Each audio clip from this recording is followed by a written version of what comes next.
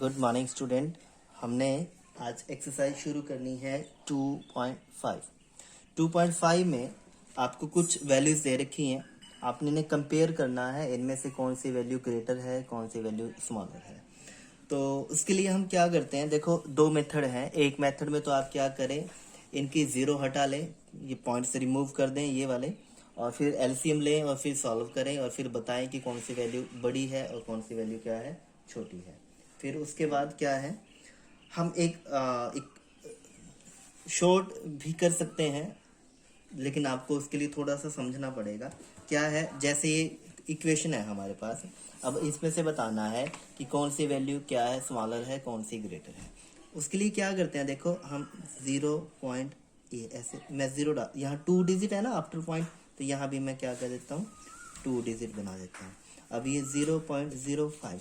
अब आपने जो कंपेयर करना है, देखो जैसे आपको पता होता है कि आप ये 2 0 लगी हुई है, डिपेंड करता है इस वैल्यू पे। यहाँ मैं कर देता हूँ ऐसे।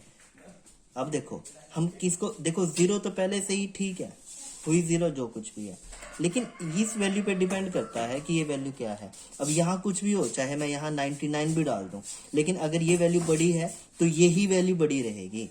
मतलब कि यहाँ 2 है ना, तो यहाँ 1 है और यहाँ 5 है, तो ये वैल्यू बड़ी है इसके कंपेयर में, और ये वैल्यू इन तीनों से, इन दोनों से बड़ी है, क्योंकि यहाँ क्या है 5 है। मतलब कि कोई वैल्यू बड़ी है या कोई वैल्यू छोटी है, उसका ये जो लास्ट वाला डिजिट है इस पे डिपेंड करता है वो। ओके ना, कोई सा भी हो, चाहे वो यहाँ हो चाहे वो यहाँ हो, वो इस नंबर पे डिपेंड करता है। अगर मैं कुछ आगे डाल देता हूँ इस तरह से, तो ऑब्वियसली बात है वो इस पे डिपेंड करेगा। तो यहाँ जो सबसे बड़ी वैल्यू है वो कौन सी है, 8 है, क्योंकि यहाँ 8 है। पीछे मैं कुछ भी लिखूं, वो इनसे इनसे जो है वो ऑलवेज क्या रहेगी, बड़ी रहेगी।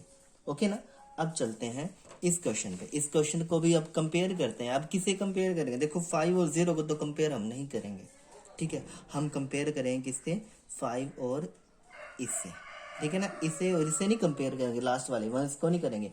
तो यहाँ चलेंगे जी हम, ये 5 है और यहाँ क्या है 0 है। अब कौन बड़ा हुआ, यस 5 बड़ा हुआ। तो अगर ये 5 बड़ा है तो ऑब्वियसली बात है ये वाली जो ये वाली वैल्यू है ये क्या है, बड़ी है। तो आप डाल दो रिजल्ट में, रिजल्ट में आ जाएगा 0.5 ग्रेटर 0.05। हो गया जी, आंसर है। ओके, नेक्स्ट इसका पॉइंट है, इसका सेकंड पार्ट। इसका जो सेकंड पार्ट है वो है, वो तो आप कर लोगे सेकंड पार्ट। थर्ड पार्ट है इसका, मैं थर्ड पार्ट बता देता हूँ। थर्ड पार्ट में है 7 और 0.7। अब देखो यहाँ आफ्टर पॉइंट ये डिजिट है और यहाँ पॉइंट है ही नहीं है, और जिसमें पॉइंट नहीं होता हम उसमें पॉइंट यहाँ मानते हैं जी। लो जी, ये हमने यहाँ मान लिया। अब इसे तो कंपेयर करेंगे नहीं, तो हम 7 और 0 को कंपेयर करेंगे। तो कौन बड़ा है, 7 बड़ा है। तो ऑब्वियसली बात क्या देगा, 7 इज ग्रेटर देन 0.7। ओके, कोई और है इसका, जैसे कोई और इसका फोर्थ में बता दूँ, अगर फोर्थ में है 1.37 और 1.49। अब देखो 1 है, ये तो कॉमन है, ठीक है जी। अब 7 और 4, 9 को नहीं करेंगे, हम करेंगे 3 और 4 को। 3 और 4, तो कौन बड़ा है, 4 बड़ा है। तो ऑब्वियसली बात है कितना आएगा, 1.37 इज लेस देन 1.49। ओके ना जी। तो ये बन गया आपके पास क्वेश्चन नंबर इसका फर्स्ट। और क्वेश्चन नंबर जो सेकंड है, देखो सेकंड क्वेश्चन है। सेकंड क्वेश्चन में आपने क्या करना है, रुपीस में कन्वर्ट करना है। उसने 7 पैसे दिया है, ठीक है जी।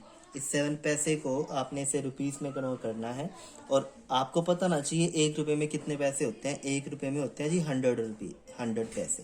तो बाय में क्या कर देते हैं 100। अब इसे पॉइंट में रिमूव करना है, तो पॉइंट में रिमूव कैसे करेंगे, पॉइंट में चेंज कैसे करेंगे। नीचे कितना है 1 2 2 0 है, तो 2 डिजिट ऊपर बनने चाहिए। ये बन गया 1, ये बन गया 2, और यहाँ पॉइंट लगा दिया ये। तो ये जो आंसर आया आपके पास, ये किस में आया, रुपए में आया है। ओके, इसका सेकंड पार्ट है, जैसे ये फर्स्ट था, सेकंड का फर्स्ट और ये सेकंड का सेकंड। तो सेकंड का सेकंड क्या बोलता है, यहाँ आपको दिया हुआ 7 रुपीज़, 7 है रुपीज़ और 7 पैसे। ये तो पहले से रुपीज़ में प्रेजेंट है, प्लस करेंगे 7 को हम आपको पता है ऐसे बनाएंगे। तो 7 प्लस में 0.07 ये हमने अभी किया ना, अब इसमें ऐड करेंगे तो आएगा 7 रुपीज़ 0.7 पैसे। ये बन गया। तो आज का जो आपका काम है वो है क्वेश्चन नंबर फर्स्ट और सेकंड 2.5 का। ओके ना, थैंक यू।